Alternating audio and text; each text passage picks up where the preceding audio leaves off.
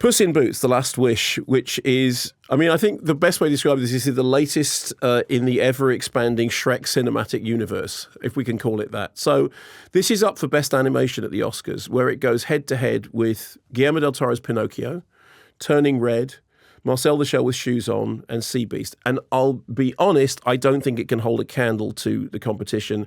I think that is, that's Guillermo del Toro's Pinocchio. But actually, I think, Turning Red I really liked. Marcel, there are some really, really good competitors in this. So I think this is sort of the runt of the litter in terms of the Oscar pick. So Antonio Banderas' silver-tongued Puss has burned his way through 8 of his lives. Now he's on his 9th. He is confronted with the spectre of death in the form of this kind of predatory wolf figure.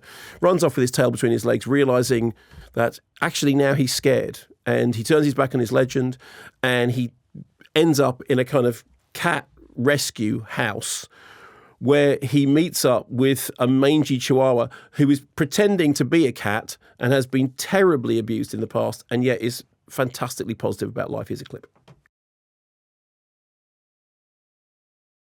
So the voice there of Antonio Banderas and Javier Harvey Guillen, I think that's how you pronounce it, but forgive me if that's not correct. It then turns out that there is this kind of starts out at the beginning, that there's a star that has fallen from the sky that's got one wish left in it. And so Puss decides to set off on a mission to find the star to get the wish. And he's joined by Summerhex Kitty Softpaws and the Chihuahua. But also on the trail are Goldilocks, voiced by Florence Pugh, and the 3 bears, Olivia Colman, Ray Winston, Samson Kayo. I thought it was fine. Not a lot more than fine. I was kind of surprised by people have loved it. I've heard a lot of people say this is great. It's really, and they've drawn attention to the fact that the directors worked on the Kung Fu Panda films and exciting animation. I mean, I'm sorry to be. It's fine. It's absolutely fine if it was just playing on streaming. It is on. Yeah, particularly when you put it up. I'm sorry, this sounds like the most damning with faint praise review that's possible. But when you put it alongside the other competitors in the best animation category, it's just. Very much so. I'm completely in agreement with you on this. And I went into this, sticking it alongside Guillermo del Toro's Pinocchio does, I mean, very... Does it no favours, that's right, exactly. But specifically this one. I saw this a couple of days after doing the Del Toro thing. And he used a phrase when we were chatting about Pinocchio. He said he was determined that it wasn't going to be a babysitter movie.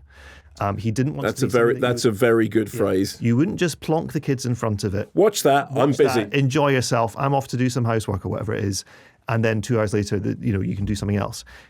Pinocchio was all about kind of starting conversations. It was about introducing children to challenging ideas about mortality and about even fascism. Death and fascism. Death and absolutely. fascism. But and my goodness, because when I saw Pinocchio, I often have this thing where I'm thinking, oh goodness, I can't wait to show the boys Pan's Labyrinth.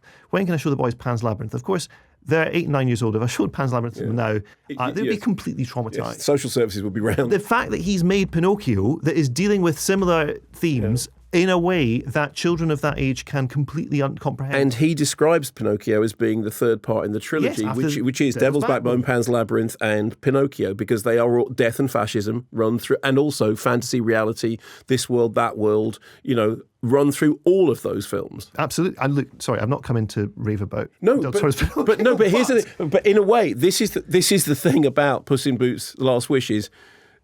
You start talking about other films because there's not much to say about it. It's fine. Even the stuff that is well done is from other films. Yeah. So there's an action sequence at the start where Puss in Boots is fighting this kind of moss giant that rears up. Now, there are shot-for-shot replicas of classic anime sequences in that. So from Neon Genesis Evangelion, there's stuff from that. Attack on Titan as well. They've literally said, this is what this film looks like. We are now going to plant the Puss in Boots stuff on top of this. I mean, it's a really dynamic, exciting sequence. It's the best thing in the film, I think. But it's also not that original. No. And this is the babysitter cinema of what Del Toro did warn. My kids, they sat through it. They really enjoyed it. They had a great time. They thought it was funny. They thought it was exciting. But there is nothing. It's empty calories. Yeah. And also, there is a weird thing when the voice cast is just like, I mean, I love Antonio Banderas' voice. If he could just whisper in my ear forever, I would be happy. But it's like, Florence Pugh as Goldilocks, it's all right. Yeah. Olivia Colman, it's all right. It's just... Yeah. And that was the end of take one, which was hopefully slightly better than, all right. It's all right. Thanks very much for watching this video. I hope you enjoyed watching it as much as we enjoyed making it. While you're here, check out all the other videos because they're cool too, aren't they? Yeah, and if you want to keep up to date with everything Kermode and Mayo's Take, then check out our social channels. I mean, why wouldn't you? I mean, I would. I have done. Excellent.